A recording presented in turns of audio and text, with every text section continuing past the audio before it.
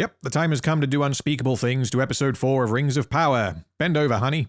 So, we open with the Queen Regent taking part in the Blessing of the Children, which appears to be a ceremony for new mothers to show the Queen their babies. This tells us that the Queen Regent seems to have genuine care for her people, and it further reinforces that she isn't a particularly busy person. They are then interrupted by a gigantic wave which destroys Numenor. I do have things to criticize here, but as this turns out to be a dream, I will wait until it becomes a reality, if it in fact does. We then cut to this guy who was attacked by Halbrand after he tried to steal his guild crest. He is giving a rousing speech to a group of guildsmen, saying that Galadriel is whispering poison in the Queen's ear, and saying that someone needs to speak for them, the commoners. So I think it's fair to assume that this guy really doesn't like elves, so much so that when he gets beaten to a pulp by Halbrand, who is not an elf, he decides to start rallying people together with anti-elf rhetoric. Elf's mate attacks 4 guildsmen, and Miriel has her up for tea. And while the elf whispers poison in our queen's ear, who's speaking for us? We then see Chancellor Pharazôn mingling with the commoners, and like the Queen Regent, he also appears to concern himself with small matters as well as large ones. His son then approaches him and tells him that there may be trouble in the square due to the Trump rally. The totally innocuous and very much not extremely blunt 2022-era American pseudo-rhetoric. Captain Social Commentary continues to complain that there are elf ships on their shore, which there aren't because Galadriel arrived via a Numenorian ship, but I guess the man is lying in order to do a racism. He suggests to the crowd that elf workers may take their jobs. Elf workers taking your trades. They took our jobs! They took your jobs! They took your jab! Took your jab! And he then, curiously, proceeds to explain why elves are in fact better than humans, because they don't sleep, tire, or age. This goddamn show can't even do racism properly. Anyway, the crowd are of course angry because they don't want no gosh darned immigrants taking no gerbs. They took your jab! They took your jab! They took your jab! Took your jab! Though elves have been unwelcome on our shore since the reign of my grandfather's great-grandfather, Meaning that Galadriel is literally the only elf any of them have ever seen, and they don't know this, but I do find it very funny that taking their jobs is the last thing on Galadriel's mind. She has spent her entire time in Numenor trying to leave Numenor. Now, Galadriel is the first elf to arrive at Numenor for what we can presume to be at least a couple of generations, and therefore fear-mongering about them taking her gerbs is not justifiable in universe. But I guess the writers wanted to once again shoehorn modern 2022 Trumpian talking points into their show. Pretty pathetic, huh? Because if there's one thing that I watch a show that for some reason has The Lord of the Rings in its title for, it's to be reminded of Donald fucking Trump. But there's a fell voice on the air. And it is calling to me, random, isn't it normal and inevitable that writers will draw from their own experiences and the state of the world they live in when writing fantasy stories? Tolkien himself did this by drawing on his experiences in World War I. And sure, I can accept that to some degree, but I must have missed the scene in The Lord of the Rings where Sauron removes his helmet to reveal his toothbrush mustache before throwing 6 million elves into Mount Doom while singing Deutschland, Deutschland, über allen. For fuck's sake, just give these guys MAGA hats and let's move on. He finishes by accusing the Queen Regent of being an elf lover, just like her father. Firstly, anyone present in the palace when she actually met Galadriel could tell you that this is absolutely not the case. Those two appear to despise each other. Actually, on second thought, you were in the palace when this happened, so you know this. Oh yeah, it's all coming together. Secondly, this reminded me that I missed something in episode 3. Here is what we were told about the ex-king. Thank our last king, and it's because of him this place wasn't torn down. he was loyal to the elves. Is loyal. We forced him from the throne for it. So this means that the Númenóreans removed the king due to his loyalty to the elves, but rather than replacing him with someone else, they let his daughter be the Queen Regent. By all accounts, it doesn't make sense. So far, at least, we have seen that the Queen Regent doesn't particularly like elves, which might appear to explain this, but even so, I don't believe that the Númenóreans, who hate elves, would be okay with letting the daughter of the guy they overthrew remain on the throne. Anyway, Chancellor Pharazôn then arrives and interrupts the crowd and appears to berate the workers, calling them a gaggle of mewling children. He then continues, however, and says that one single elf cannot threaten them, and that they should be proud of their heritage, and he swears that he will never let an elf take Numenor's helm. So this scene is informing us that Pharazôn is able to capitalize on the emotions of the people in order to gain support, even going so far as to embrace and nod out of presumably respect to the guy who was causing the trouble in the first place. His rhetoric is uplifting and proud in spite of the anti-elf sentiment, whereas Captain's social commentary was simply complaining about elves. So it's good at least to see that this ridiculous scene was used to inform us a little about Pharazôn's character and motivations. He very much appears to be a man of the people who is loved by the people, and apart from the fact that episode 3 told us that he is rather terrible at recognizing threats to the Queen Regent, I do like what they have done with this character thus far. As a side note, this scene also introduces Pharazôn's son, who meets with Elendil's daughter Eärien, and she tells him that she was impressed with Pharazôn's ability to win the crowd, whereas Pharazôn's son seems more interested in flirting. Okay, so Pharazôn values wisdom, is skilled at turning crowds, and respects his opponents. We then cut to the meeting between the Queen Regent and Galadriel that was hinted at in the previous scene. Brace yourselves, this is about to get messy. I welcome you as a guest, and you gallop off to our countryside to steal ancient scrolls, whilst your Southlander companion assaults our citizenry. Yeah, I said pretty much exactly this in episode 3. I'm also not quite sure why the Queen Regent is addressing Galadriel when it was Elendil who actually told her about the Hall of Lore and took her there, and I didn't even realize this, but also allowed her to take the scrolls with her. Galadriel then defends Halbrand's actions by saying his people are dying, which you would think means his countrymen.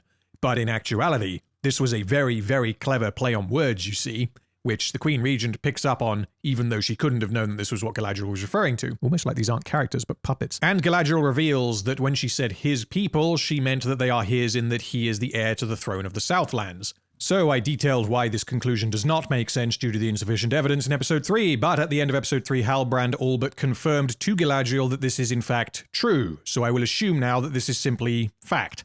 The Queen Regent, of course, doesn't believe this. What would a normal person do in response? Actually, scratch that. That isn't a fair standard. Galadriel is not a normal person. She should be, by human standards, exceptional. What would an elf who has lived for at least 1,000 years and has presumably interacted with many thousands of people all over Middle-earth do in this situation? Well, they might present some evidence as to why they know that Halbrand is the heir to the throne. I mean, if such evidence existed. As it does not, and as Galadriel has the diplomatic skills of a toddler who is demanding sugar, she proceeds to ask the Queen Regent for her army. His people are scattered, leaderless, but with your backing they might unite behind his banner. And fight. What do you mean, backing? Sauron was once your people's enemy, as much as mine. I call on you to finish the task left undone. Sure was a good thing that in the space of 5 minutes Galadriel discovered not only that Halbrand is the heir to the throne, but also that Sauron is totally still out there doing evil, isn't it? In this court we hear many proposals. I dare say yours is the most surprising and ambitious I've heard in weeks. Weeks? Weeks? Don't you mean in, like, forever? Or is it every few months that a lost heir is discovered and war is proposed? Anyway, the Queen Regent then continues that Numenor has chosen another path. Means no. And Galadriel responds, not all Numenor. Again, because I am not referencing any source material here and I'm going exclusively from what the show tells us, this is not made clear whatsoever. From what we have been told, Numenor hates elves. Elendil doesn't, and there might be a couple of guys at the Hall of Lore who also don't. That's it. Anyway, because the dialogue in this show is not written as natural conversations, but as ways to make the plot happen, the Queen Regent doesn't actually reply to what Galadriel just said, and she says that Halbrand will face judgment, regardless of whether or not he is the heir to any throne. And then, prepare yourselves, the hysterics are about to come rolling in. Galadriel does this. What could she be thinking? What does she do next? Then I have little choice but to ask for another. One with Numenor's true ruler. Your father, the king. She is now antagonizing the Queen Regent of Numenor for the second time because this woman seems utterly inept at speaking to people. She can't argue. She can't appeal to anyone else's interests. She can't understand another person's point of view. She can't empathize. She can't fucking communicate like an adult. She is over 1,000 years old, and she acts like a 14-year-old girl whose mobile phone has just been confiscated. Every time she does this, all I hear is Anyway, the Queen Regent reacts how one might expect when confronted with this impetuous bitch and tells her, You should not speak of matters you do not understand. And Galadriel's response is not to counter what the Queen Regent just said. Oh no, she isn't going to explain why in fact she should speak on these matters, or why she does in fact understand them, which may well be the case as it is quite likely that Elendil informed her. No. Galadriel then tells the Queen to stand aside so she can present her proposal to one with the authority to answer it. Right back at it again with the demeaning fuck you attitude of I am always right and I deserve to get whatever the hell I ask for. Because Rings of Power is written by incompetent morons, the Queen Regent also doesn't actually respond to what Galadriel just said. A reasonable response might be, "Fuck you, I'm in charge," and then a quick signal for her to be arrested. Instead, she asks with what authority Galadriel is speaking. And with what authority do you speak, Elf? That of your people? Or are you a castaway, grasping for a handhold in a tempest? I'm not entirely sure that asking for an army to go and kill Sauron constitutes grasping for a handhold, but alrighty then. Anyway, good thing she said the word Tempest, because There's a tempest in me.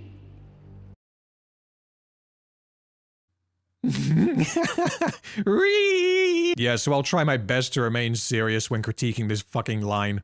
Again, Galadriel is not in fact responding to what the Queen Regent just said. She is instead communicating, "I am really, really angry." Some absolute A-tier dialogue here from the writers of Rings of Power. Who are they again? Patrick McKay, who was an uncredited writer on Star Trek Beyond, and... oh, that's it. Okay. And John D. Payne, who... he was also an uncredited writer on Star Trek Beyond, and that's it. Color me shocked. So when Amazon went looking for writers for their uber-hit billion-dollar TV series Rings of Power, they decided on two guys who wrote the first draft for a bad Star Trek movie that was then rewritten after they left the project. Maybe they were trying to save money and thought cheaping out on writers was a good call. That certainly paid off, didn't it? Yeah, so Galadriel really is just reeing at the Queen Regent and yelling, "I will get what I want, I will! Can't you hear how loudly I'm demanding that you do what I tell you?" And as a result of this, Galadriel is locked up. Don't tell me. Tavern brawl. Sedition. Her reply here just confirms that she is in fact aware of the kind of behavior she is exhibiting, which I honestly don't know if this makes it better or worse. I guess it can't get any worse, can it? There's a tempest in me. Pretty pathetic, huh? We then join Isildur, who is continuing his sea trial. We start with the Sailmaster telling everyone something they already know, and something we already know. In a few more days, I'll have the pleasure of calling all of you shipmates. And then, once again, the wind tells Isildur his own name. So I was joking last time. I thought maybe they were just doing this to be like, "Hey guys, look, it's Isildur, you remember him, right?" But if this is a repeat occurrence, then presumably they're going to do something with this. I'll add that to my list of questions.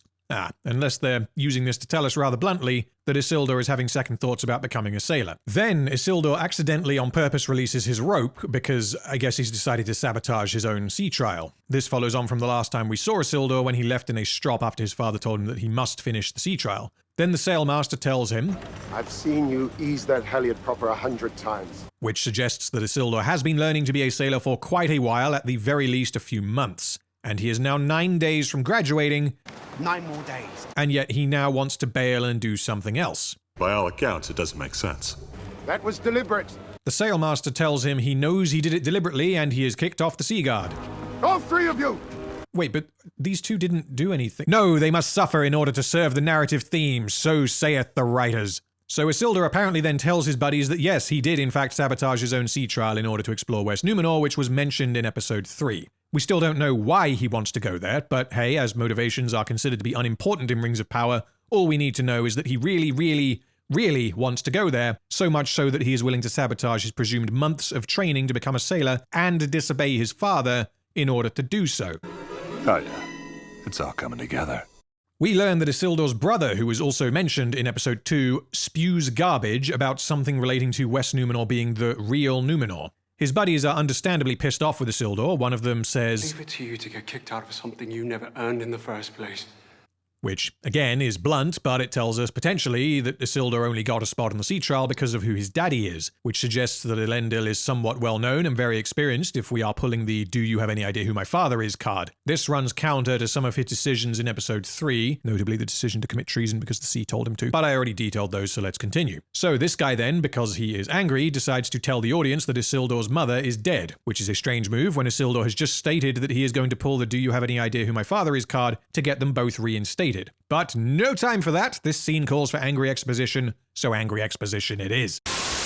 Alright, so Isildur is willing to sabotage his own career. Do you have any idea who his father is? He feels pressured to do what his father expects. And he is a bit of a social outcast. Some of this was communicated in episode 3, but I forgot to write it down. Alrighty then, we return to Arondir, who is in chains and presumably about to meet Adar. Hopefully there ends up being a reason why the orcs didn't chop his head off in episode 3, and hopefully they didn't keep him alive purely so that Adar can spill his evil beans all over our earballs. We see that Adar isn't an orc, he looks kinda like an elf. He approaches the orc that Arondir shanked in the neck with a twig, appears to show respect and sorrow, and then puts him out of his misery. He asks Arondir where he is from. He answers Beleriand, and Adar tells him that he is very familiar with the area. Adar tells Arondir to deliver a message to the men in the watchtower, presumably referring to the people of Tirharad who have evacuated to the Garrison. There isn't any way that Adar can know that the humans have evacuated to the Garrison, as they only left very, very recently. But sure, whatever. Throughout this scene, Arondir considers killing Adar but decides not to, likely because he would be killed as a result. I can't really comment on any of this yet because this scene is entirely set up, so I will come back to it when we get some answers. We then see the people of Tirharad moving into the Elven Garrison. We learn that Bronwyn is in charge because the script said that she is. Cutting my rations? Who gave you the right to decide? Everyone who decided to come to this tower, Waldrick, including you. This tells us that Bronwyn considers herself to be in charge because everyone from Tirharad, Eobad, and every other village from here to Arondir and wherever else who decided to come to this garrison gave her the right to be in charge. But what does that have to do with anything? No. He's got a point. Yeah, that follows. So, while she may have miraculously defeated the mole boy and convinced the locals to evacuate, this somehow equates to also I'm in charge now. But I guess she's one of the main characters, so she's gotta be in charge. Given that we are told... Where's this lot from? Eobad. That makes it every village from here to Arondir. You would think they may have at least an amount of food with them, but apparently not. Where's the rest? That is the rest. It is no concern of mine whether your family has... What was it again? Food? What do we eat? Find a way. How? I don't know. Ha! You really should have thought of that before you became peasants. Bronwyn suggests foraging the hills again, which suggests that they have been here for at least an amount of time because they have foraged the hills previously, meaning that they haven't literally just walked through the door. But they have also apparently run out of food very, very quickly if they have already had to go and forage the hills. Theo says, why not go back to the village and grab some more food? Which makes me wonder why they didn't bring it with them before. But, alright, you're telling me that these people are idiots, that's fine. Theo then reveals that he wants to do something about the world going to poo-poo, and Bronwyn tells her son, do what I say or else. This scene makes clear that Bronwyn and Theo are the only people who actually have any agency. Everyone else just kind of does what they're told. So we then see Captain Racist and Theo, who have ignored what Bronwyn said and are going back to the village to grab some more food. We see that Theo has the evil sword with him that, as episode 3 clarified for us, has a map of the Southlands on it. Theo tells Captain Racist to stop being a pussy and they head into the village. Theo decides to go into the tavern on his own. I wonder what will happen. Anyway, before anything can happen, we see Captain Racist freak the fuck out because, oh snap, there's now no sun, which means the orcs can just be here. And he runs away. They even fucked this up. So it's set up that this guy is pretty scared of going into the village, and then when the clouds block the sun, he decides, nah, this is too much spooky for this racist, and he runs off. He is so scared that he doesn't call out to Theo or go and get him, but he's not so scared that he slows down his escape by bringing with him the wheelbarrow full of food. Okay then. Anyway, because predictables, Theo is attacked by an orc who I guess was chilling in the basement. Theo defends himself with the evil sword, which causes the orc to ask him where he got it. Theo plunges the spiky bit on the hilt into his arm, which makes the blade come out. This means he knew to do this, so he has done this before. How he knew to do this the first time, I have no idea. Plunging the wrong end of a sword into your arm isn't exactly intuitive. So, time to recall something I said in episode 2. This orc is surprised that Theo has this sword. I found it! I found it! It's a boy! He has the hilt! A boy? But as we see, the orcs are aware of what this sword is as they refer to it as the hilt. Could this be the weapon they were searching for? Maybe. We will see. The reason I bring this up, though, is because this means that the orcs are not able to magically sense its location. They are not drawn to it via evilness or something, as they were surprised to find it on Theo. This means that the tunnel boy just so happening to dig under Bronwyn's house in episode 2 was indeed a case of exactly the right thing happening at exactly the right time and in exactly the right location to advance the plot. Call me cynical, but I had a funny feeling that was going to be the case. Oh yeah, it's all coming together. Anyway, back to episode 4. It certainly is a good thing that the humans accidentally ran out of food, that they happened to leave some in the village, and that Theo felt compelled to return to the village and go and get some more, and that there just so happened to be orcs in the village looking for the hilt, almost like the riders are moving chess pieces into position without even trying to hide it with... what's that thing called again? Oh yeah, a story. Anyway, we also see that the orcs are perfectly capable of walking around during the day, which confirms that yes, if there is a cloud, orcs are fine during the day, which means they are totally fine in the sun, just not in direct sunlight. Just establishing this for when the writers forget that they established this. Anyway, Theo hides in a well, not particularly quietly, and the orcs are unable to find him.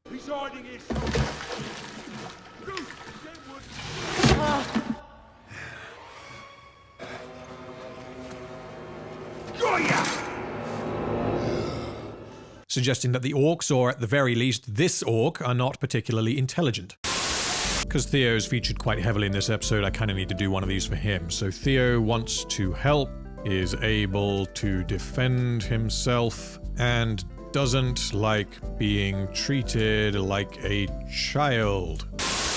Cut to Eregion, where the dwarves are midway through building Celebrimbor's forge. Yeah, so remember when I said the timeline of this show is fucked? The last time we saw the dwarves, the king made it pretty damn clear that he doesn't trust the elves and doesn't want to work with or for them. So I guess off-screen he decided actually building that forge for them, their elves, sounds like a smashing idea. Pretty pathetic, huh?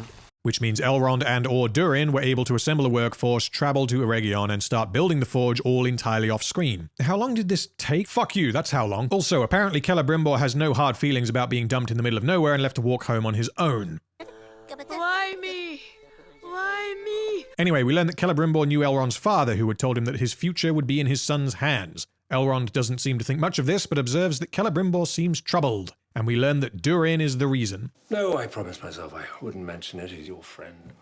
Durin. Either he's avoiding me, or he's hiding something. So Elrond then decides to travel back to Khazad-dûm, and when I say travels, I mean teleports, because once again, this show doesn't understand time and distance. He's there now.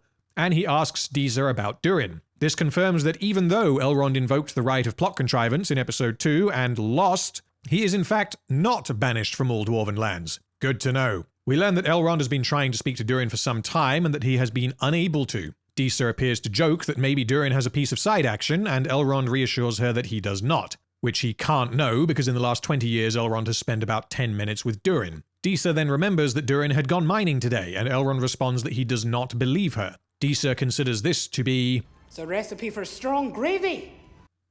Whatever that means, and Elrond observes that Durin would not be mining without his chiseling axe, and also that she has prepared a meal for him, which suggests that he has not gone mining and she is covering for him. This tells us that Elrond is perceptive, but also willing to call out when he believes he is being lied to. Disa is able to explain away Elrond's curiosities, and the impression is very much that she is concealing where Durin actually is and is telling Elrond to get lost. It does seem odd to me that Elrond is apparently quite urgently trying to speak with Durin for seemingly no reason other than that Celebrimbor believed Durin was avoiding them, especially given that prior to episode 2, Elrond had avoided Durin for 20 years. Anyway, we reveal that yes, Disa was covering for Durin, who is in fact avoiding Elrond. And then the show breaks.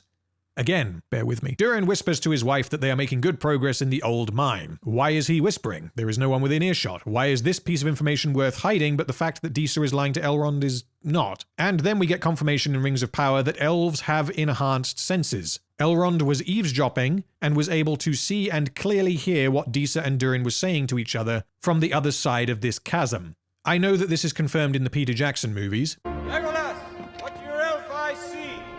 The Uruks turn northeast. And this must of course be canonical with Tolkien's books, but as I am trying to judge Rings of Power entirely on its own quote-unquote merits, I was willing to assume that maybe elves in Rings of Power do not have super good hearing and eyesight. Arondir being snuck up on in the tunnel can't, for example, necessarily be a flaw in and of itself if Rings of Power hasn't established that elves have super good hearing, even though I know that elves in Tolkien's world have super good hearing, because maybe the elves in Rings of Power just don't. Except that this scene in episode 4 confirms that they do, which means that Rings of Power is contradicting itself. This is like establishing that Superman can lift a building, and then having him not lift a building in the following scene when we know that he can. By all accounts, it doesn't make sense. It is inconsistent and is as objective a flaw as you can get. Anyway, back to Khazad-dûm. Elrond sees and hears what Disa and Durin said, meaning that he now knows firstly that they are both lying to him and hiding something, and secondly, that something is going on in the old mine. Okay, so Disa can be manipulative and is very loyal to her husband. And Elrond is perceptive, persistent, is willing to call out when he is being lied to, and is willing to spy on his friend. We then follow Elrond, who is apparently now going to the old mine. At this point, I have to pause and remind you of why Elrond is doing what he is doing. No, I promised myself I wouldn't mention it. He's your friend. Durin. Either he's avoiding me, or he's hiding something. He believes that Durin is hiding something and avoiding him. He finds out that the dwarves are making good progress in the old mine. So he has to find out what's happening in the old mine. That's it. Durin is hiding something, and Elrond just kind of really wants to know what it is. So much so that he is willing to walk to Khazad-dûm, interrogate Disa, eavesdrop on his friend, and presumably now break into one of the dwarves' mines. I know that the writers really want to show us what Durin is hiding, but they are relying on Elrond's inexplicable curiosity as a delivery mechanic which does not fit with the character whatsoever. By all accounts, it doesn't make sense. Anyway, Elrond is able to open the magic door because in the previous scene, Durin's kids had been singing the password while playing together, which is fittingly both convenient as hell and hilariously ridiculous. I swear the characters in Rings of Power never actually work anything out, they just get given the answers in the previous scene. Well, except for Galadriel, who just makes up the answers as she goes along and is inevitably correct. Anyway, Elrond explores the mine for a bit, and I guess there's no guards protecting this super secret mine, and then Durin discovers him. We then get another fantastic conversation that is characteristic of Rings of Power. Let me remind you of the setup, which requires that I reveal at this point that the dwarves have discovered Mithril. So, Elrond visits Durin for the first time in 20 years to propose that the dwarves help him build a forge. Durin is highly suspicious of this sudden attempt at rekindling their past friendship, and believed that Elrond was in fact sent by Gil-galad to acquire some of the Mithril, as this is essentially a technological breakthrough. Durin learns from Elrond that this is apparently not the case, however his father the king believes that the elves are indeed after their Mithril. For some reason, the king agrees to have some of his dwarves work with the elves on building the forge, in spite of his suspicions, and Durin continues his work in the mines gathering Mithril. Elrond one day is like, "Where's Durin?" And then he spies on him to find him working in the Mithril mine. From Durin's perspective, everything that Elrond has done is precisely what he would have done if he was in fact a spy sent by Gil-galad with the goal of acquiring Mithril. So, with that established, what do these characters say to each other? Well, Durin accuses Elrond of spying on him and of coming here to steal the Mithril, which, as I just established, makes absolute sense. Elrond maintains that he has no idea what the mine is and that he does not know what the Mithril is. He states, "I care nothing for whatever is in that chamber. I do care for you, for this friendship, and secrets do not become it." Which is somewhat at odds with what we learned about him in episode 2. You missed my wedding! The birth of my children, 2 of them! You cannot barge into my mountain and demand I welcome you with open arms! And is also at odds with what he is doing right at this fucking moment by investigating what is going on in the old mine, and confirms that the entire reason he made significant efforts to travel from Eregion to Khazad-dûm and locate Durin was because he doesn't like secrets. But what does that have to do with anything? No. He's got a point. I know what the writers are trying to do here, and had they had a scene where Durin was supposed to attend a construction meeting in Eregion, only to not show up, this would then give Elrond cause for concern and a reason to go and look for him. What we get in the show, however, is that Celebrimbor tells Elrond that he believes Durin is either avoiding them or hiding something, instead of saying, "Oh, okay." And then continuing with his day, Elrond then decides to go to great lengths to hunt down Durin because he considers them friends. This is thin, and the only reason this happens is so that the writers can reveal to us that the dwarves have Mithril. So anyway, Durin decides that he will, in fact, show Elrond what they have discovered, provided he swears an oath not to tell anyone. Oh yeah, it's all coming together. Even though Elrond has already shown himself to be willing to spy on you, and Durin really has no reason whatsoever to show Elrond any of this. Even though Elrond being a spy is a far more likely explanation for him being here than that he just kind of wants to say hi. Especially because he literally just spied on you minutes earlier. Because plot's got a plot, though, he does. We learn that the reason for all the secrecy is that Durin's father, the king, has restricted their efforts to mine it due to it being perilous to mine. But what does that have to do with anything? No. He's got a point. Which doesn't actually answer why they're being secretive about it, but I don't know why I was expecting 2 characters in the show to actually have an ordinary reciprocal conversation. Anyway, Durin then decides that not only does he forgive Elrond for staying away for 20 years, missing his wedding, missing the birth of his children, missing the incredible growth and the prospering of his city, interrogating his wife, spying on him and breaking into their super secret mine, and he actually allows Elrond to keep a piece of mithril as a token of their friendship. I wonder if this will lead to anything. All I can say about this is, holy shit, they really want us to believe that Durin and Elrond are the closest of friends, even though we have seen very little to actually support that. Anyway, right as they finish talking, the mineshaft starts to collapse and Durin rushes in to save the other dwarves that were inside. Okay, Durin is very forgiving, very trusting, and feels personally responsible for the safety of his people. Cut to Numenor, where we see Eärien, who is doing a clumsy with Pharazôn's son Kemen. The writers really want these two characters to happen, don't they? And we then see that Galadriel and Halbrand are still locked up, and Galadriel is still being a condescending asshat. Has it ever occurred to you that you're not battling trolls or orcs, but men? Are you really about to advise me in the art of war? Even though the conflict that Galadriel currently has with the men of Numenor is not war, or anything close to war, which again tells us that Galadriel is just waiting for any opportunity to jump down someone's throat to remind them of how good at everything she is. Hey, it doesn't always have to be about you. Halbrand then observes that the Queen's court is not her usual battlefield, and Galadriel lets him continue. This means that the show is telling us that even though Galadriel is at the very least 1,000 years old and quite simply must have had interactions with many important people before, she is in universe acknowledged to be utterly inept at diplomacy. I know that Rings of Power has already shown this to be the case, but until now I had assumed that Galadriel was simply being an obstinate and entitled little brat. This scene seems to be suggesting that, as she is willing to take advice from Halbrand on this topic, she is in fact acknowledged to be terrible at diplomatic relations. So, instead of showing us a character that is inconsistent with what we are told her past experiences are, the show is now telling us that this character is inconsistent with her past experiences, which is not an improvement.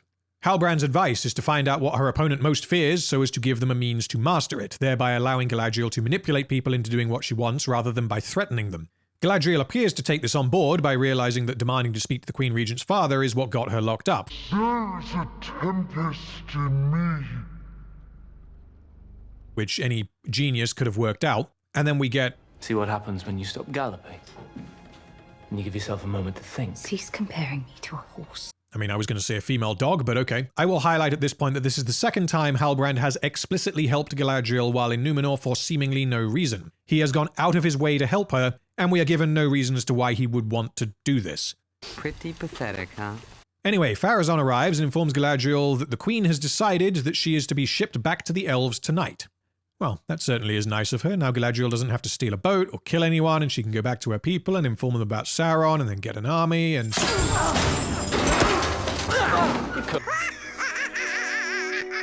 No, you fucking absurd character, you absolute joke of a person. Why would you do this? What is your plan? Are you literally going to fight your way to the ex-king and be like, yo, give me your army, please? Anyway, if you didn't catch it, through the magic of editing, Galadriel is able to lock not 1, not 2, not 3, but 4 guards in her cell in about 3 seconds. Given that these guards were accompanying the Chancellor, and given that their intent was to escort Galadriel to another location, I have to assume these were not rando guards, these were some real gourmet shit. And Galadriel can just she can do that, and then she wins because she is the best, you see. This could have been a good chance for an action scene. We could have actually seen Galadriel fight in a way that shows us that she is as good as we keep being told she is, by having her defeat 4 elite Númenórean guards whilst not killing them. To put it another way, the writers had the perfect opportunity to convince us that Galadriel is an incredible warrior. That could have happened, right? You guys have like $1 billion? Nah. Instead, these guys kind of accidentally themselves into Galadriel's cell because she is, of course, the best.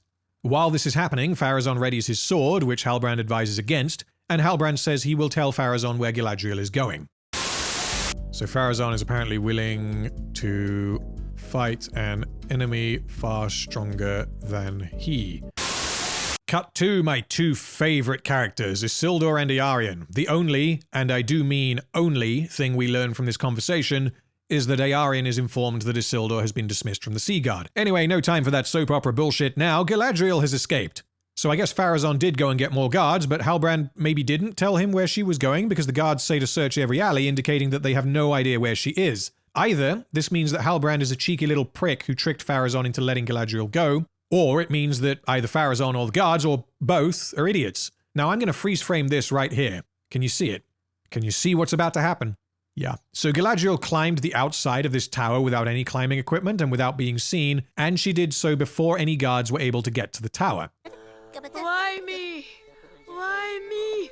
Means that either Galadriel is incredibly fast at climbing what amounts to a sheer and unscalable tower, or it potentially could confirm that Halbrand did not tell Pharazôn where she was going. But oh no, the Queen Regent is here. How convenient. Gotta wonder at this point, the ex-king looks very almost dead, so how did Galadriel know from what she was told by Elendil that he would be able to facilitate or even understand her request? He could be brain dead, he could be comatose, he could be demented. By all accounts, it doesn't make sense. Anyway, we then learn that... How did you know I would come here? A garrison of troops who waits outside to escort you to your ship.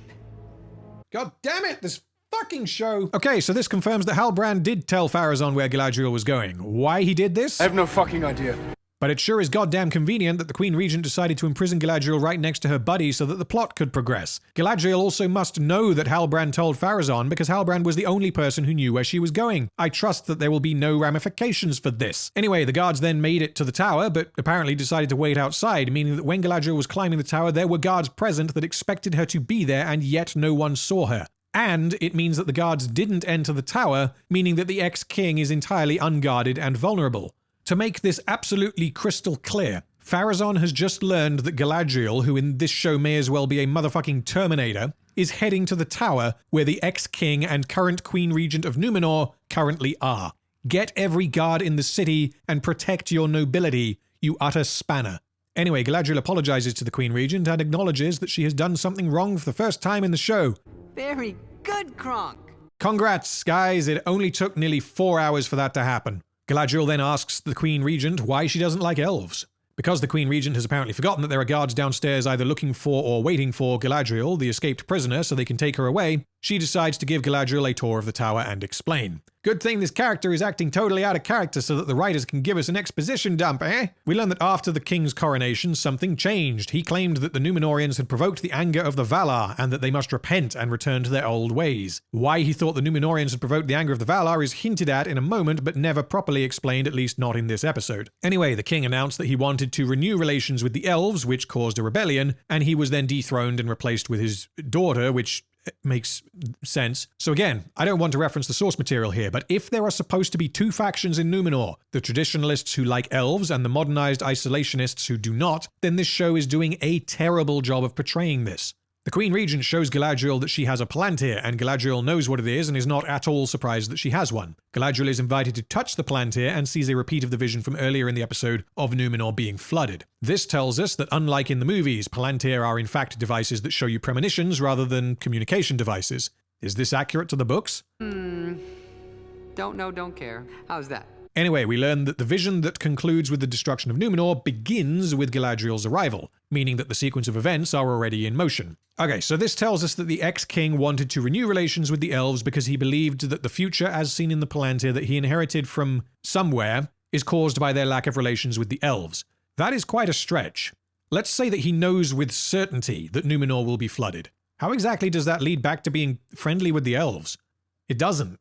At least not with the amount of information that the show actually gives us. This really feels like the show is missing a huge amount of information, and as a result, this scene makes no sense. I know that all of this is explained in Tolkien's writing, but it is the responsibility of the show to communicate things that are pivotal to its plot.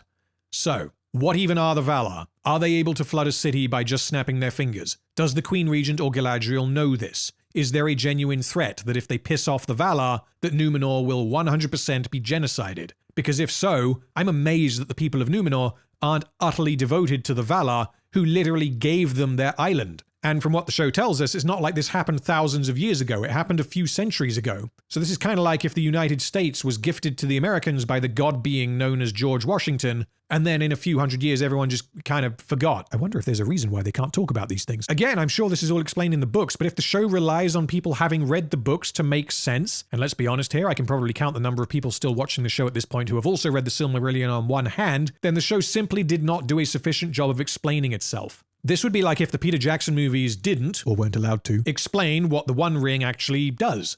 Sure, it's explained in the book, but this ain't the book. This is the movie, or in this case, the show. This is the adaptation. And if it doesn't make sense without reference to third-party material, it has failed as an adaptation. Anyway, where was I? The Queen Regent wants to send Galadriel away so as to void the prophecy of the Palantir, thereby breaking the predicted chain of causation that leads to the flooding of Numenor, which makes me wonder how much information the Palantir actually gave her. Does she literally just know what we know? That an elf will arrive and that at some point afterwards that Numenor will flood?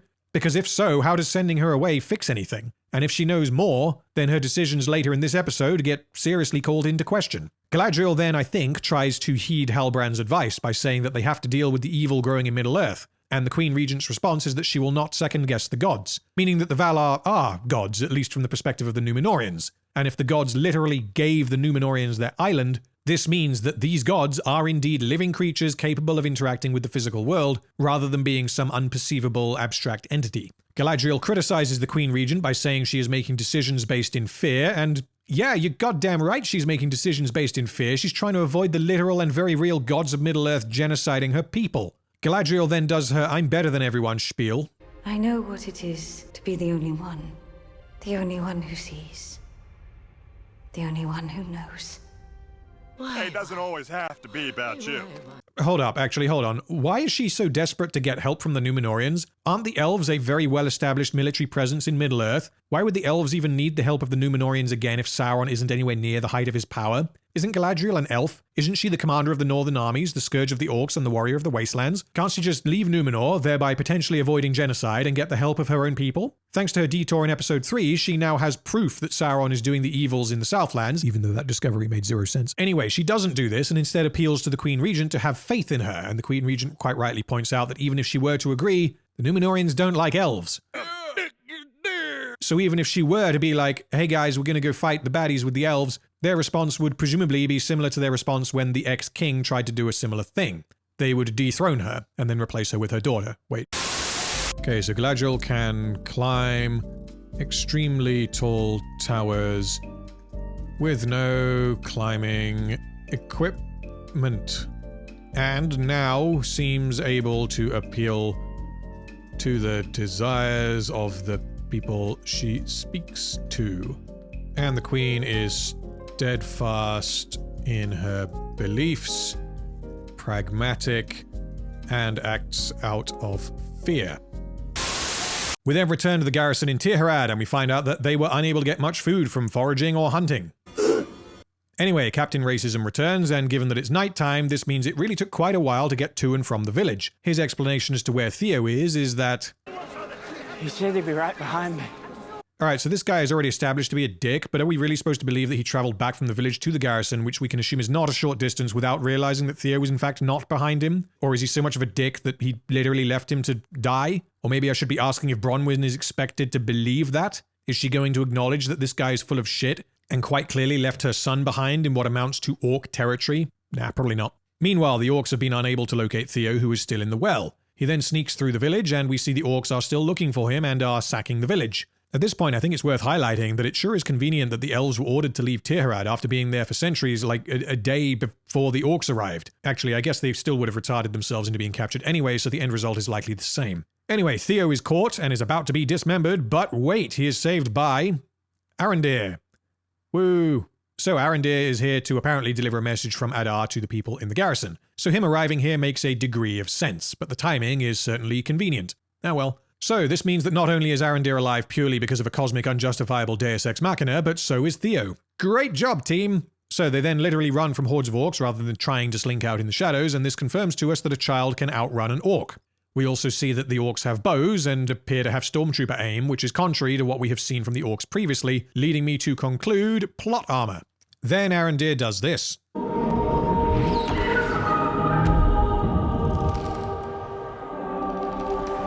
So, in isolation, I actually don't have a fundamental problem with this. When compared to some of the things we see Legolas doing, it seems about on par with what he was capable of. If only there wasn't an elf who died and could have not died had he remembered that he has insane elven reaction time and hand-eye coordination. Also, the music accompanying this scene feels very jarring. It is somber and almost tragic, and having it playing over a super badass elf maneuver is somewhat tonally inconsistent. If I put this music over, I don't know, this,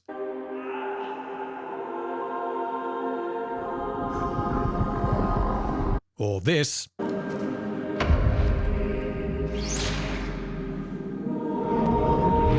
Doesn't really work, does it? Anyway, Bronwyn then shows up. So I know that she's here because she's looking for her son that she's, I guess, remembered exists. But firstly, it's quite lucky that she is traveling on exactly the same path as Arondir and Theo. And secondly, she's just kind of waltzing towards a load of armed orcs who are firing arrows in her direction. My issue here isn't that Bronwyn would do this, it's that she is able to do this, and the fact that it's presented in such a way as to indicate that she's barely even aware that she is in any danger. I should highlight here as well that Arondir had stopped for quite a while, and yet the orcs didn't appear to catch up to him. The magic of editing, am I right? Anyway, Arondir then says that they need to get to the clearing, because it's now daytime conveniently, meaning that Theo's trip from the Garrison to Tirhad, hiding and then their run back, took at least 12 to 14 hours, if we assume that they arrived in the evening and this is now morning. Anyway, they then reach the clearing and stop. God damn it, are those orcs about to forget that they have bows again? Oh wait, no, there they are. That was lucky. It's also pretty lucky that these orcs apparently aren't willing to wander into the sunlight in order to chase the kid that they know has the evil sword when they vastly outnumber them. But in episode 3, the orcs were willing to wander into the sunlight while wearing the same robes in order to stop prisoners escaping. It also is ever so slightly special of Arondir to simply stop in the clearing when he knows that the orcs are able to walk around in sunlight if they have the right clothes on.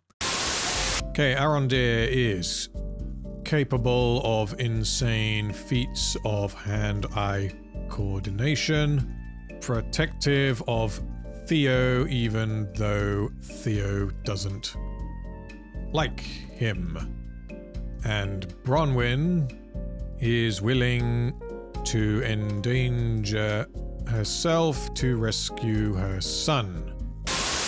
We then return to the dwarves who are doing this.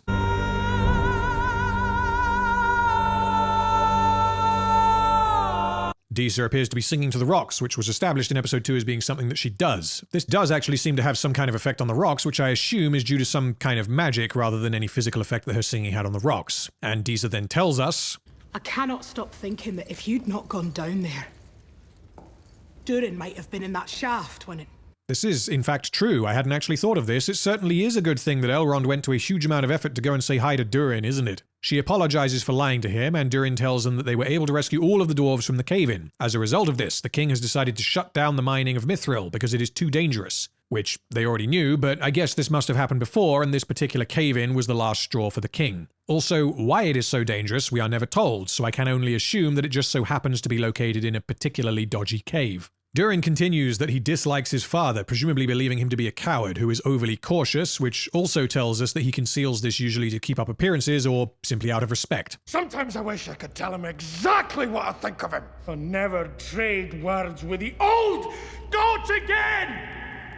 Firstly, this actor is way too good for this show. Secondly, it tells us that even though 4 dwarves very nearly died and Durin could very possibly have been a 5th, Durin is still extremely motivated to continue mining Mithril. This is somewhat at odds with the scene from episode 2, where it appears that the king is the one who is very protective and somewhat enthralled by the Mithril, and Durin seems to not really care about it, whereas in this scene he seems to care about it intensely. We then learn that Elrond's father convinced the Valar to join the fight against Morgoth. Because this show still hasn't really explained who or what the Valar are, we don't really know what this means. Anyway, the point of Elrond telling this story about his father is to convince Durin that any relationship is better than no relationship, and that he should value what he has. I quite like this conversation, so it's a shame that the writers had to make Durin extremely hot-headed in order to facilitate it. And we then get further reinforcement that Durin and Elrond are the best of friends, which, again, is not corroborated by much of the other information presented in the show. How is it that you and my husband met?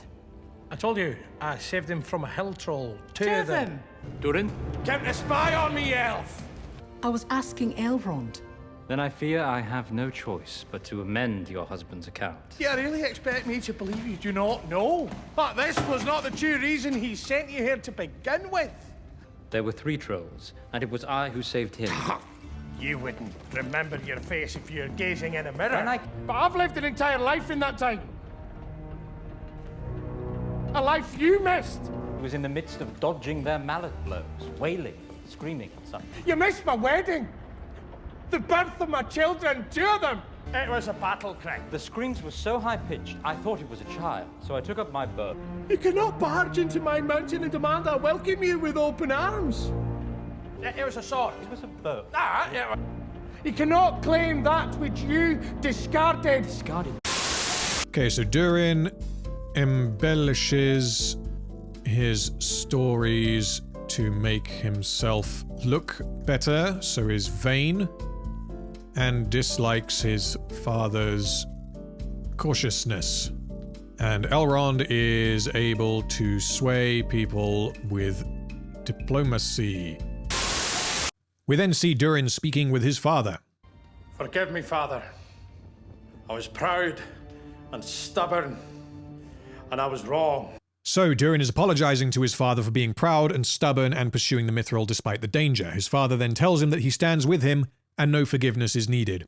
I also quite like this scene, as it tells us a lot about their relationship. We already know that Durin very much respects his father, even if he doesn't always agree with him. We can understand that Durin, as the relative youngster, would conflict with his far older and more experienced and cautious father. His father, however, accepts his apology and acknowledges that he will stand with him even when they are angry with each other, suggesting that he values family above all. Durin then asks his father if he should accept Elrond's invitation to Lindon, which I interpret as him asking for advice rather than permission. Elrond has invited me to go with him to Lindon tomorrow.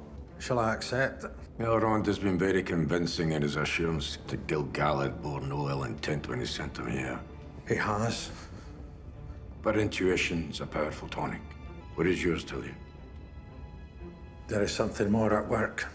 So, given that Durin has already told us that I've known Elrond for half a century, Father. I'd sense it if you were hiding something. this further reinforces the idea that Elrond is being used as a useful idiot to maneuver the dwarves on behalf of Gil-galad. When I know where this goes, I will have plenty to say.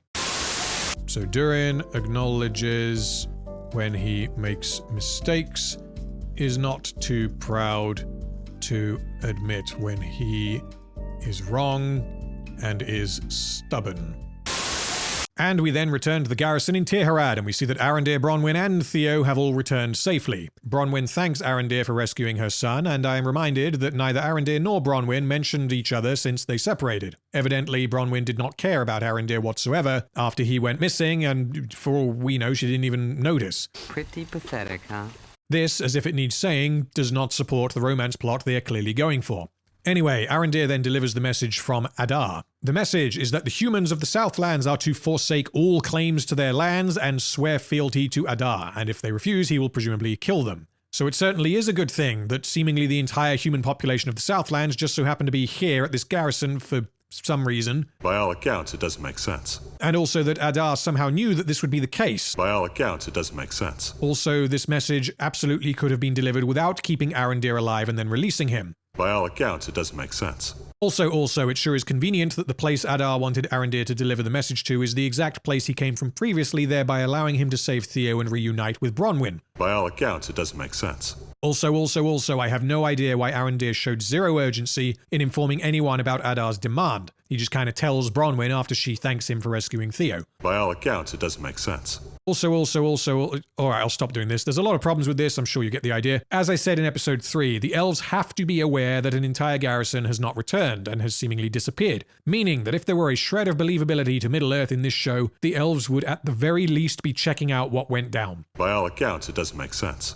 If the writers were intelligent, they would make Arondir know this, but they aren't, so he doesn't. Anyway, Waldreg offers Theo some food as a reward for what he did, but then reveals that the evil sword was in fact his, and that in episode 1, the barn which Theo found the sword was in fact Waldreg's barn. Waldreg tells Theo that it is not a sword, but a power, and reveals that it was made by Sauron, and we learn that Waldreg is some kind of acolyte for Sauron. It is no sword, it is a power, fashioned for our ancestors by his master's own hand. The beautiful servant, he was lost, but shall return. Have you heard of him, lad? Have you heard of Sauron? He then tells Theo that they must be ready for his return. Alright, so a couple of questions that I assume will never be answered. How did Theo know that the sword was in Waldreg's shed, especially when it was pretty well hidden? Why did he steal it? We haven't seen any other indication that Theo is a thief. And more importantly, how does Waldreg know that Theo currently has it? And even though he does apparently know that Theo has it, why does he assume that Theo is also on Sauron's side? Anyway, this ends up as just being another in the long list of characters in Rings of Power telling us exactly what they are thinking, without any subtlety or intelligence being applied. Meanwhile, an orc approaches Adar and tells him that the evil sword is in the tower, which gives us our cliffhanger for the next episode. And we then return to Numenor, where Galadriel is preparing to depart. Apparently she decided that leaving is a better option for her after all. She boards the boat and leaves. Pharazôn reassures the Queen Regent that her people will be relieved to have Galadriel gone, further reinforcing their dislike for elves. But wait, what's this? We then see the white leaves falling overhead, which was the same ominous omen that preceded the flood in the vision in the Palantir. The Queen Regent then addresses her citizens by telling them that she has in fact decided not to send Galadriel away.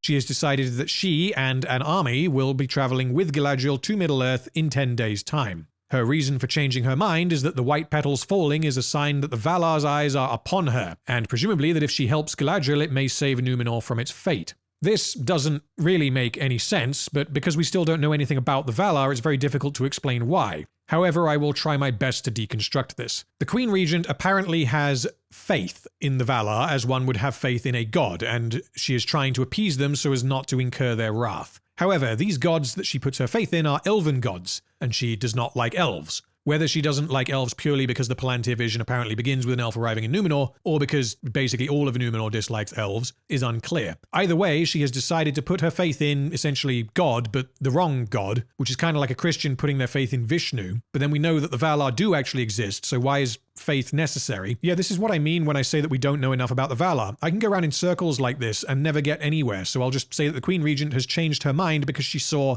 a sign from the gods. Also, Halbrand is not in prison anymore. Good to know. We then see that Isildur's buddies have decided that as they are no longer part of the Sea Guard, they will volunteer to serve the Queen in the army. Isildur then also volunteers, which I guess means that he wanted to go to West Númenor for reasons that are entirely unexplained, and he wanted to do this so badly that he was willing to sabotage months of training to be a sailor, to get booted out and disobey his father to pursue, only to then actually go, nah, I'll go to Middle-earth. You could have skipped this entire subplot and had these three characters voluntarily drop out of the Sea Guard in order to go to Middle-earth, which would have told us a lot more about their priorities. So anyway, most people appear to raise their hands to volunteer, which is very, very surprising given that the vast majority of Númenor was established to be openly hostile to elves previously. And just like that, Galadriel has her army. All it took was a sign from the gods. It didn't require her to do any convincing. It didn't require any clever manipulation or anything that required skills. The writers just made there be a sign from the gods, and then voila, the Queen changes her mind, Galadriel gets her army, and the contrivance train keeps chugging along. So if you have seen my previous videos on Rings of Power by this point, you know what happens next. I am going to break down each plot line as a whole so far and see what the writers were trying to do and decide to what degree they succeeded. Let's start with the Arondir plot. The writers needed to explain why Arondir was not executed at the end of episode 3, introduce the character of Adar, and have Arondir deliver Adar's message to the people in the garrison. Firstly, they do indeed introduce Adar, but as we know almost nothing about him still, this isn't really a criticism, just a fact, because they are clearly setting him up as something of a mystery to be uncovered. So anyway, there isn't really any reason why the orcs didn't kill Arondir. We don't know why they specifically decided to take Arondir to see Adar, and we don't know why Adar needed a prisoner to send a message when there are many other ways to send a message to the humans. Therefore, Arondir was saved from death by an inexplicable and unjustified deus ex machina. Who saw that coming? Anyway, after being released, Arondir then crosses paths with Theo, who was in the village because the villagers forgot to bring food to the garrison. The writers didn't need to have the villagers forget to bring any food, but they chose to do this in order to facilitate a dramatic chase where Arondir rescues Theo. And then Arondir does then deliver the message to the humans, but we do not yet know what their response is. In this plotline, we also learn a little about the evil sword, and it establishes that the elves are capable of certain insane feats of physicality, which the writers apparently have chosen to use selectively. So overall, this plotline saves Arondir because plot armor, has the villagers act like idiots to create tension and drama, saves Theo because of plot armor, is wildly inconsistent with the orcs' behavior regarding sunlight, and confirms that elves can do things like catch arrows mid-flight, which would be fine if not for this. Additionally, it is unclear why the villagers have all congregated in the same place, and it is entirely unclear why they have all decided to stay at the garrison in spite of apparently not having any food. Because the world building in Rings of Power is virtually non-existent, we have no understanding as to why they can't just leave. All it would take is a throwaway line establishing where they are in relation to other human, orc, or elven settlements. But because nothing apparently exists outside of what is on camera at each specific point in time, the villagers are just kind of staying here because it's where the script decided they gotta be. Now onto the Elrond plot. The writers needed to establish that in the time since we last saw them, the dwarves have made substantial progress on Celebrimbor's forge, and the writers needed to introduce Mithril. These are the two primary plot threads that I assume are necessary going forwards, but we also do learn a lot about the characters involved, most of which is contradictory. Firstly, given how much progress has been made on the forge, I have to assume we are at least 6 months on from where we last saw the characters. But if the writers told me that it was in fact a couple of years, I would believe them. Anyway, regarding the characters, we learn a fair bit about Disa, which worked for me pretty much entirely. It expanded on her relationship with Durin in a way that makes sense and shows us her priorities. Even though she is outwardly extremely friendly, we learn that she is incredibly devoted to her husband to the point of lying repeatedly to Elrond, someone who she appears to be on very good terms with. We also have what is probably my favorite scene of the show so far, which is the short discussion between Durin and his father. The problems appear, however, when it comes to Elrond's interactions with Durin, which I have already detailed but will summarize. Elrond is willing to breach Durin's trust in order to find out what Durin is hiding, only to be caught in the act, to make clear that he has no interest in finding out what Durin is hiding, which prompts Durin to then reveal what he is hiding. Yeah, this makes zero sense, and I have no idea what the writers were thinking. This plotline also established that elves do have heightened senses, which I have already explained causes problems with the previous episodes, and it ends with Elrond inexplicably being given a piece of mithril, which I can only assume will be the cause of much drama in future episodes. There are many ways to make this happen, but the way the writers accomplished it means that anything that happens in future as a result of Elrond having a piece of mithril is directly contingent upon both himself and Durin acting wildly out of character and doing things that do not make any sense whatsoever. And finally, we have the Galadriel plot. The writers needed to foreshadow the flooding of Numenor, explore the Númenóreans' dislike of elves, and of course for Galadriel to acquire her army. Now, if you were a talented writer, or even a semi-competent writer, how might you explore or expand upon the idea that the men of Numenor dislike elves? Well, how do two guys living in America in 2022, who I assume spend their entire lives on Twitter, write this? They have this guy decide that the elves are going to take their gerbs, even though that doesn't make sense. There is no reason for this character to think this. We do learn bits and pieces about Pharazôn specifically, who is a character that for the most part seems to behave somewhat consistently, which is a nice change. Anyway, now for the big boy plot. Galadriel has made her incredible discoveries in the Hall of Lore in episode 3, and now she has to acquire an army, which she has hinted at twice before, as being her direct intent. I'm afraid you're short an army. Leave the army to me. Why are you dodging the question? You're still short an army. That is all about to change. So, her journey in this episode is to ask the Queen Regent for an army in a way that is about as socially inept as we have come to expect from her, to be locked up as a result, to escape from her confines, and to then learn from the Queen Regent about the history of her and her father, and the Palantir and the prophetic flood. The Queen declines to help Galadriel, only to change her mind after the fact, and the outcome is that Galadriel has her army. So if I put it even more simply, she speaks to the Queen, gets locked up, escapes, speaks to the Queen again, bingo. There are some extra steps here that are absolutely unnecessary. Steps that only happen due to Galadriel's utter ineptitude when it comes to communicating with others, and due to the fabric of reality bending so as to enable her to perform impossible physical feats. These steps could have been removed entirely and the outcome could have been the same. We could have had a fantastic lengthy discussion between the Queen Regent and Galadriel where she presents her evidence and argues her case, knowing that the Queen Regent is very much prejudiced against her. And she would have an opportunity to use her intelligence to almost bring the Queen Regent on side, only to fail and have her be convinced later by the sign. Now, you may be thinking that there is a narrative purpose for Galadriel being imprisoned, as she learns in prison from Halbrand that she must... It seems to me that you do well to identify what it is that your opponent most fears. Give them a means of mastering it. The problem is that this only happens because the Queen decides to imprison Galadriel right next to Halbrand, and that this only works if we assume that Galadriel is a millennia-old child who has never spoken to anyone before. That a maybe 35-year-old human is giving a millennia-old elf lessons in etiquette is absurd. Which means that if Galadriel were to act in a way that is coherent with her established past, then she very well could have had the discussion with the Queen Regent in the first scene without doing this. There's a tempest in me! Which would then mean that this doesn't have to happen.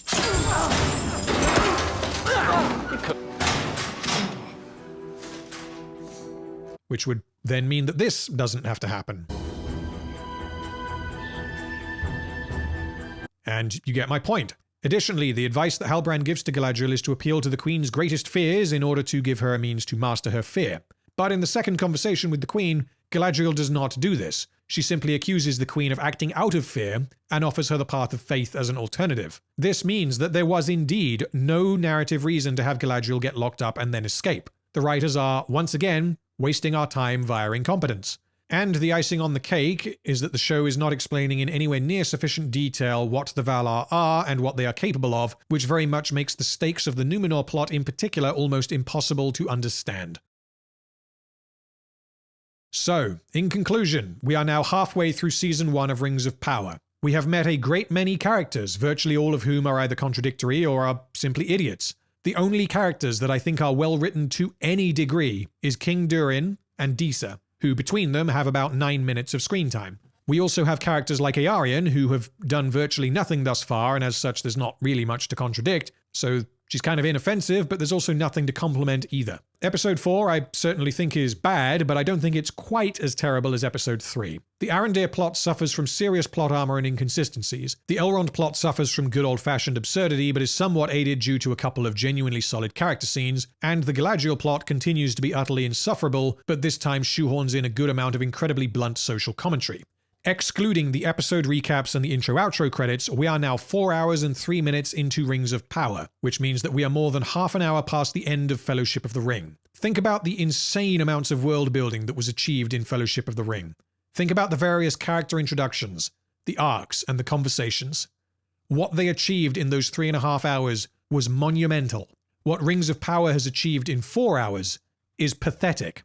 So while I'm doing these reviews, I'm also gathering various bits of evidence so as to present a final conclusion after the 8 episodes have finished. So here's a little bit of a preview of that. In terms of screen time so far in Rings of Power, the top 5 characters with the most screen time are Galadriel with 1 hour and 7 minutes, Elrond with 42 minutes, Arondir with 34 minutes, Nori with 32 minutes, and Halbrand with 30 minutes. If we compare these characters to the screen time of the various characters in the Lord of the Rings trilogy as a whole, we can see that even though we are only halfway through Season 1 of Rings of Power, Galadriel has already reached the top 5 in terms of total screen time, falling between Gandalf and Pippin.